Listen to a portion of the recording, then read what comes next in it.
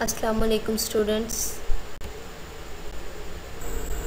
हम पढ़ रहे हैं कोऑर्डिनेटेड एक्शन के बारे में। कोऑर्डिनेटेड एक्शन में हमने जो इसके फर्स्ट 3 कंपोनेंट्स थे वो पढ़ लिए हैं। स्टिमुलस के बारे में हमने पढ़ लिया। स्टिमुलस किसे कहते हैं? स्टिमुलस हमने पढ़ा था कि वो अंदरूनी या बैरूनी चेंज जो कि किसी ऑर्गेनिज्म में पैदा होता है, ठीक है।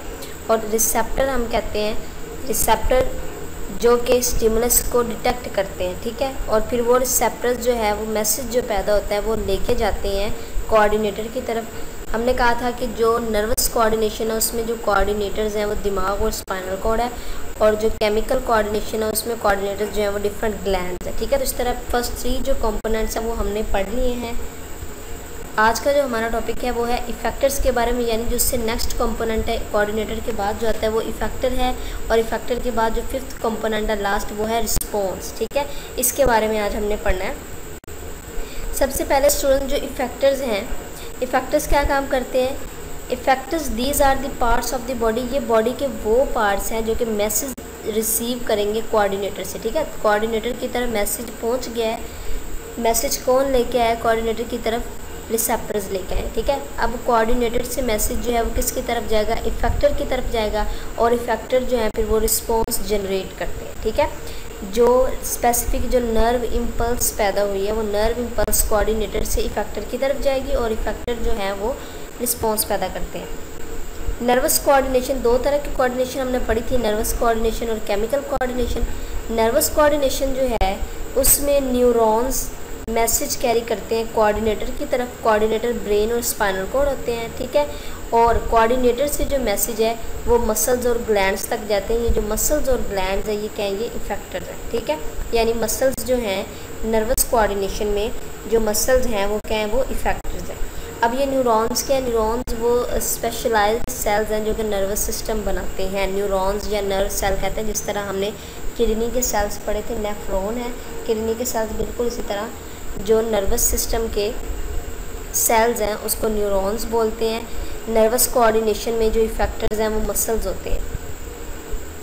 केमिकल कोऑर्डिनेशन में जो पार्टिकुलर हार्मोन्स होते हैं, क्योंकि हमने पढ़ा था कि केमिकल कोऑर्डिनेशन में हार्मोन्स जो हैं वो प्रोड्यूस होते हैं, और वही हार्मोन्स मैसेज लेके जाते हैं कोऑर्डिनेटर से टारगेट टिश्यू तक, और वो जो टारगेट टिश्यूज़ होते हैं उसको हम कहते हैं ये इफेक्टर्स हैं, ठीक है।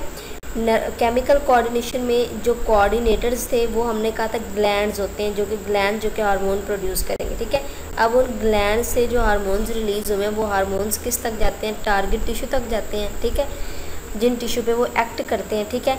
और उन टिश्यू को हम कहते हैं वो क्या है? वो इफेक्टर हैं। डिफरेंट बोन्स, ठीक है, लीवर वगैरह ये भी क्या होते हैं? इफेक्टर के तौर पर काम करते हैं केमिकल कोऑर्डिनेशन में। For some hormones nephrons act as effectors, ठीक है। कुछ हार्मोन्स के लिए जो नेफ्रॉन्स है वो इफेक्टर के तौर पे काम करते हैं। अब नेफ्रॉन जो है वो किडनी में पाया जाता है, यानी किडनी जो है वो क्या है? वो किडनी के जो सेल्स हैं वो इफेक्टर के तौर पे काम करते हैं।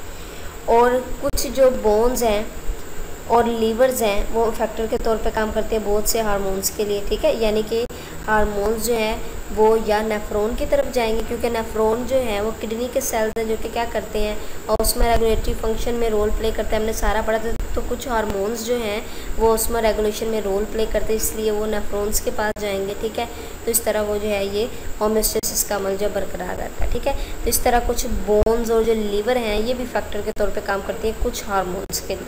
तो इस तरह फैक्टर का अमल जो फैक्टर हम कहते हैं नर्वस कोऑर्डिनेशन में मसल्स को, ठीक है, और केमिकल कोऑर्डिनेशन में जो डिफरेंट नेफ्रॉन्स हैं, बोन्स या लीवर सेल्स हैं, इसको हम इफेक्टर्स बोलते हैं। रिस्पॉन्स हम कहते हैं जब मैसेज जो है कोऑर्डिनेटर की तरफ पहुंचता है, ठीक है, और कोऑर्डिनेटर से इफेक्टर की तरफ पहुंचता है तो फिर एक रिस्पॉन्स जो है वो पैदा होता है, ठीक है।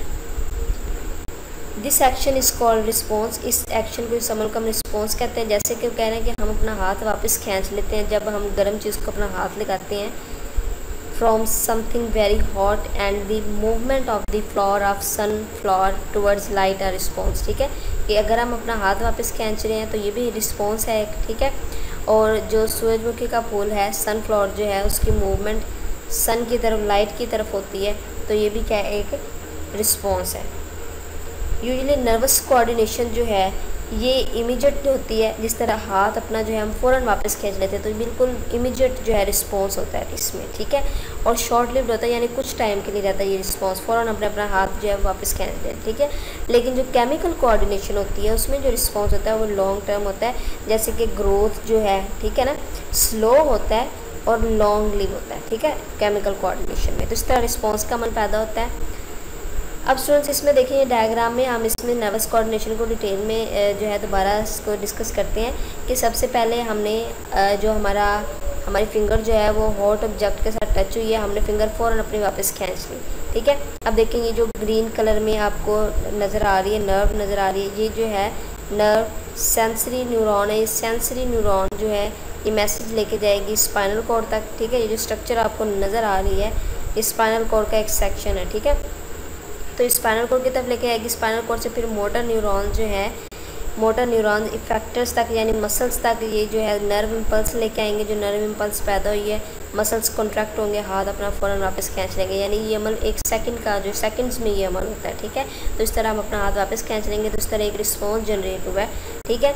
इसमें जो हॉट जो ऑब्जेक्ट है ये क्या स्टिमुलस है, ठीक है। रिसेप्टर्स जो है यहाँ पे स्किन जो है, स्किन में हीट रिसेप्टर्स हैं, ठीक है।